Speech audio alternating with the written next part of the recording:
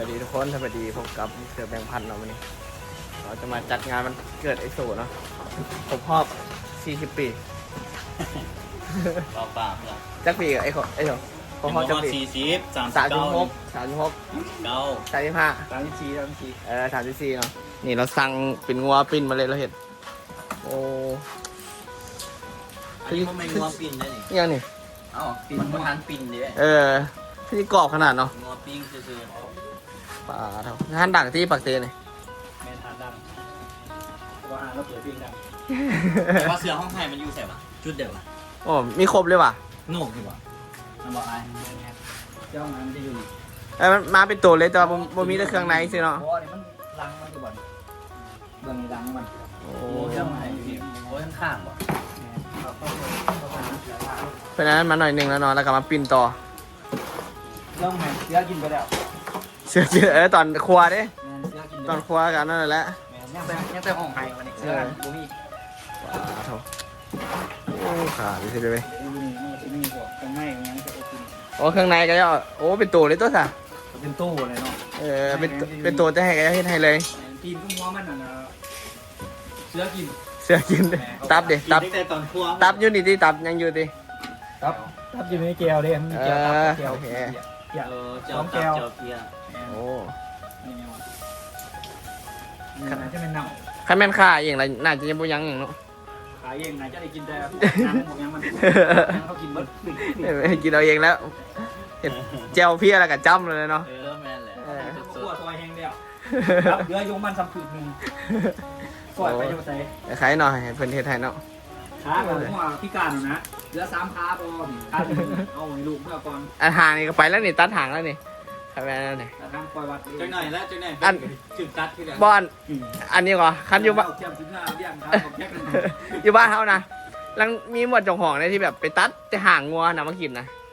จังหวะ แม่นี่ดี ตั้งงัวมันตายแล้ว ว่าตายเอาแต่ห่างงัวเสร็จแล้วงัวก็ใช้ชีวิตต่อไปให้เขา จ่องของ แต่ว่ากระตัดแต่ห่างมันนี่มากิน ได้บุกตาบุกจ้า ก่อนแล้วสูบที่มันดีสูบแล้ว โอ้เดี๋ยวจังหน่อยไอ้น้องกับชิมาเนาะเยี่ยม ตัดก็ได้ตัดปืนข้อหัวกับไม้หรือแล้วน้ำของมองมาให้หรือแล้ว นี่หลักฐานเลยจังหน่อยเพื่อนแหละเนาะก็หากระคำแล้วตอนนี้โอ้ทางนั้นก็กินละโอ้อาหารมีทั้งกุ้งมีทั้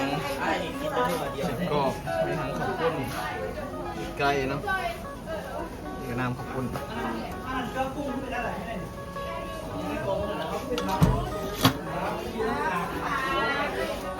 ใช่ป่ะชิมาความมีบอกใช่ป่ะชิมาความมี ผมมี ไอโซไป โอ้มันลายแล้วจริงๆกูอันนั้นกูชิมาผมมีแหละแต่ว่า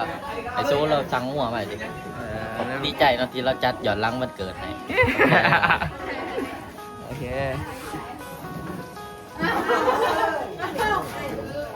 จะมาหลายแล้วครับ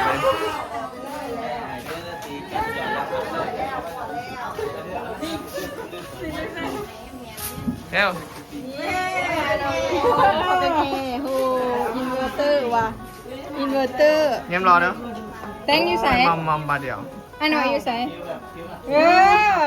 เลยจิบใส่ตาเนาะพี่อยู่ใส่เดทเท่าแอนเดทเอ้าโมเมนเท่าแอนอยู่ใส่โอ้โมเมนยาแอน ใจทรงเลย โอ้หนังนี่ที่ของขนาดไหน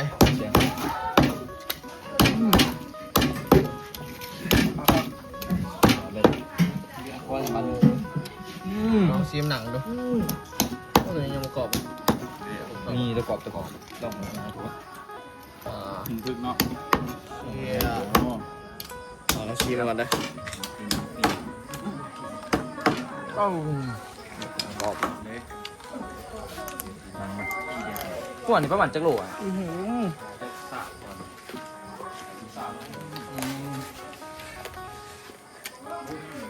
แซ่บ นี่ข้าเขียนสุดนอก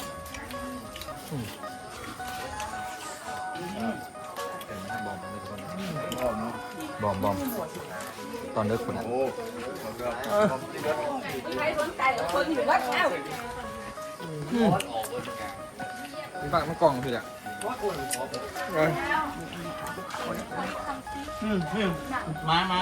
แล้วก็ปิงว่าปิงมาโอ้ยแค่มา ตักไหม โคตรกรอบ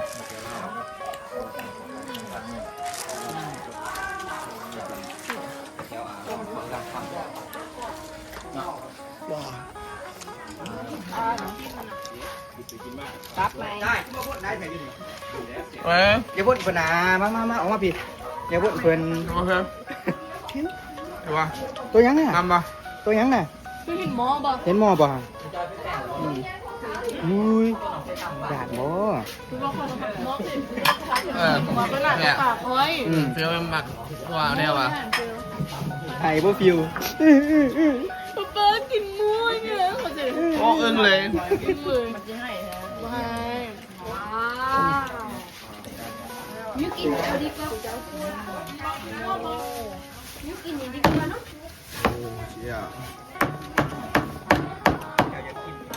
เชื่อผมหนึ่งเนาะ ปืนสร้างโปรแกรมที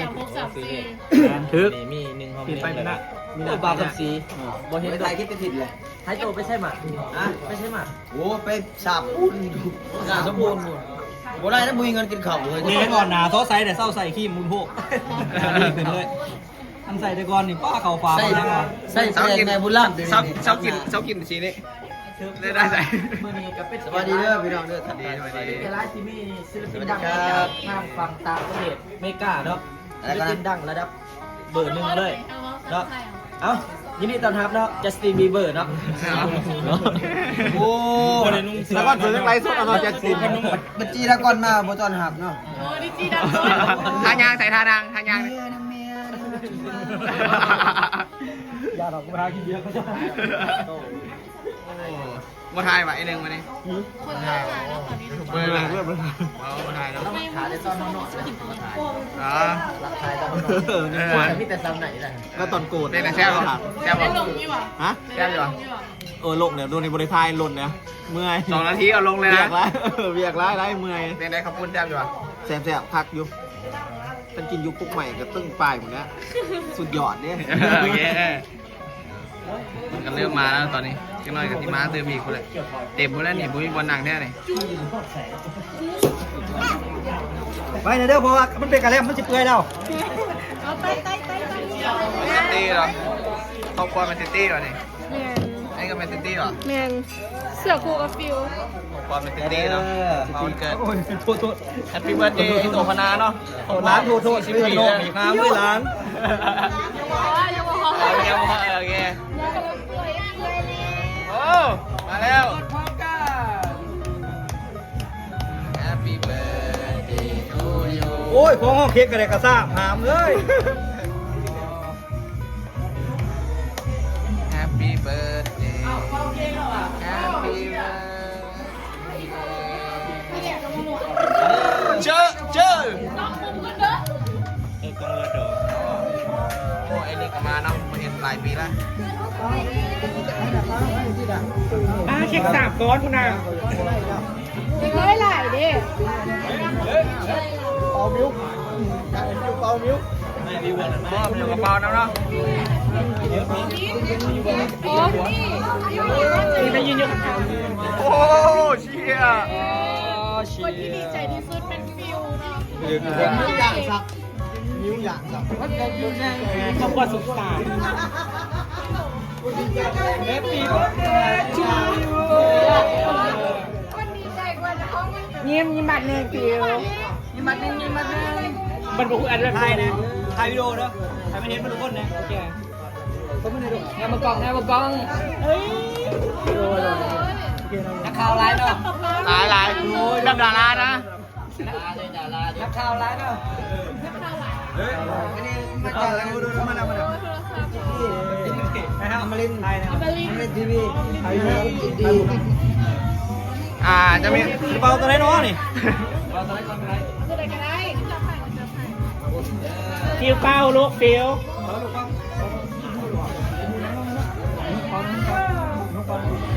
ตั้งไว้เตา เอาส่วนกับป้า ลุงพ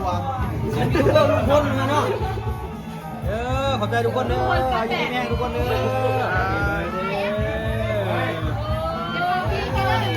เดี๋ยวเราไปเอามาเปล่าไปกู้ไม่กิ้วแล้วกู้นิ่งลุงพลกับป้าแตนเด้ออะไรก็จับไปแล้วลุงพลโมเมนต์แล้วมาโตฟิวนักข่าวเลยนะใหม่สวัสดีครับตอนนี้คุณคิดยังไงบ้างเที่ยวร้อยขอบใจทุกคนเด้อขอบใจทุกคนดีนี่แห้งมาไทยฮูร่วมกันก่อนมาไทยฮูรวมมาโคเช็คสีละลายก่อน มาไทยฮูเด้อรวมแล้วมาไทยฮูรวมมายืนอยู่ข้างนอกข้างในเนี่ยแหละ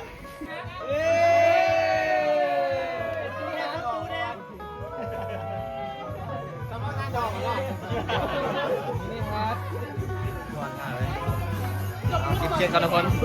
เราอยากชิมมึงเนาะกินเค้กกันแล้วเนาะกินเค้กกันทุกคนบรรยากาศโคตรหลายเนาะขึ้นขนาดเลยอ้าวมีคลิปแล้วอ่ะถ่ายยังๆเนาะ